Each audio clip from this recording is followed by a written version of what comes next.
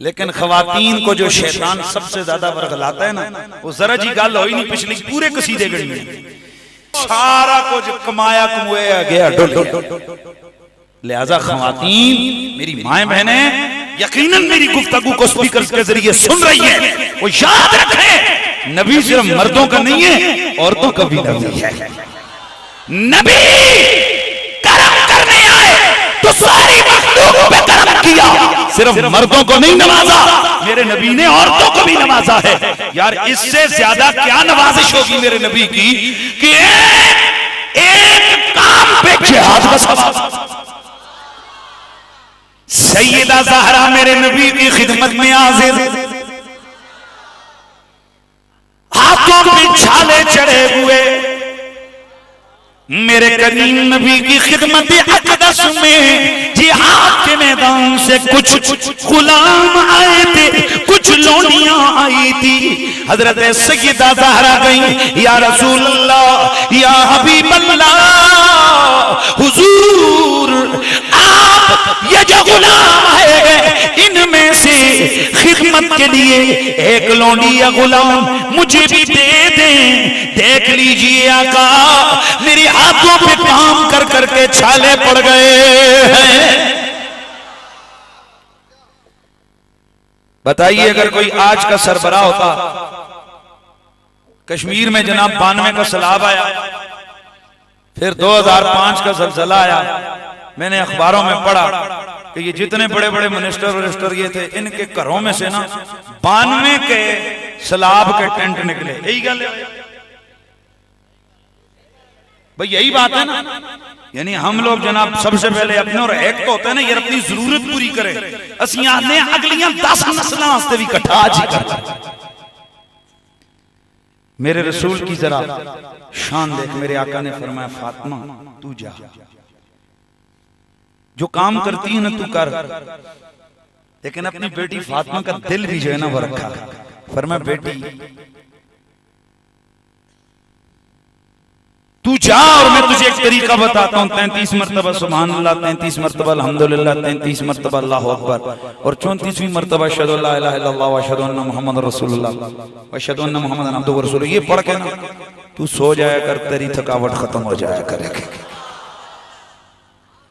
आका ये जो अब्बा जान ये जो लाए हैं, ये गुलाम हैं, ये जो ढूंढिए, इनको फरमाया ये जो मेरे गरीब सहाबा कराम है ना,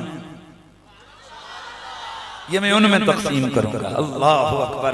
एक तरफ बेटी की शान देखें कि अल्लाह ताला आसमानों से फरिश्ते भेज के कहता है कि फातिमा जन्नत की मलका है, और दूसरी तरफ गरीबों का ख्याल है, अपनी बेटी को फरमाते हैं तू तस्बीहात पढ़। ये मैं गुलाम किसको दूंगा?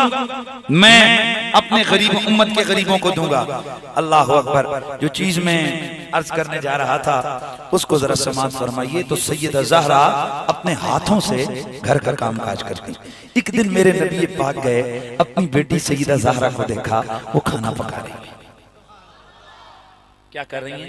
खाना पका रही है।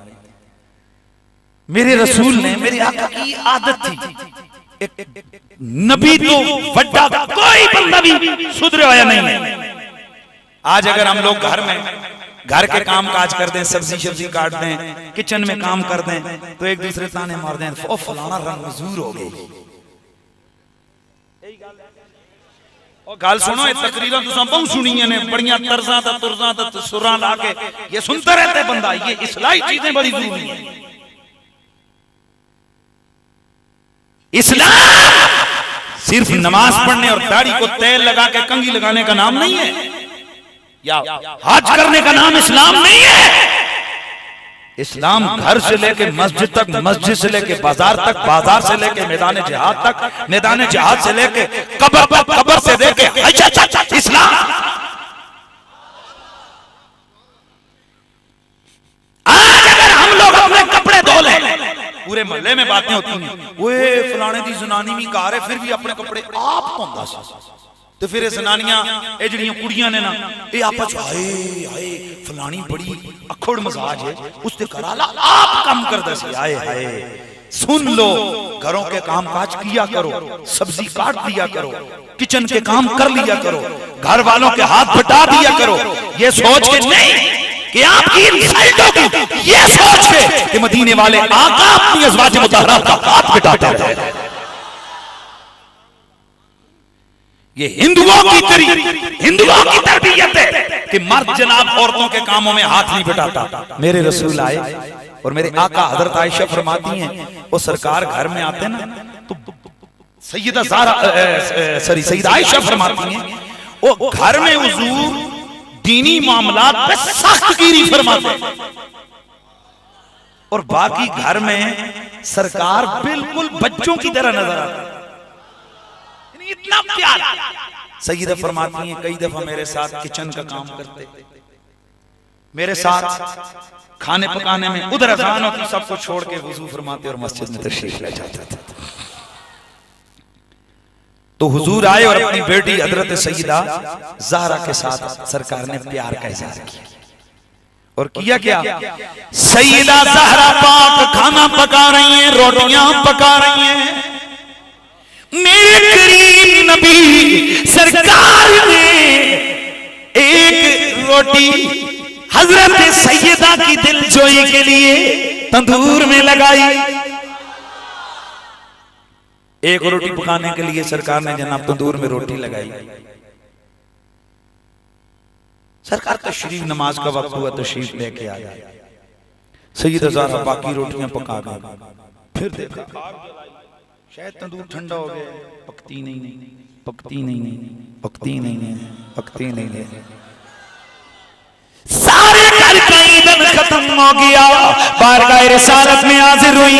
अब्बा जान, जो रोटियां आपने पकाई, जिसको आपने अपने हाथों से लगाया, या रसूल अल्लाह, उस रोटी ने पकने का नाम नहीं लिया, अभी तक नहीं पकी है। मेरी आका मुस्कुराए, फरमाया, ओ ज़हरा, वो रोटी पकेगी भी नहीं, जा उसे उखेड़, अपने हाथों से दोबारा लगाओ।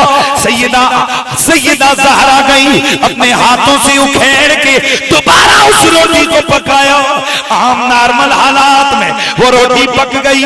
अब्बा जान, ये रोटी क्यों नहीं पकी थी? मेरी आका ने फरमाया, ओ ज़हरा, मेरा रसूल हूं, इस आटे के साथ, रोटी के साथ तेरे वालिद का हाथ लग गया, और जहां तेरे नबी का हाथ लग जाए वहां आग उस चीज को जला नहीं सकती है। अब सवाल ये पैदा होता है,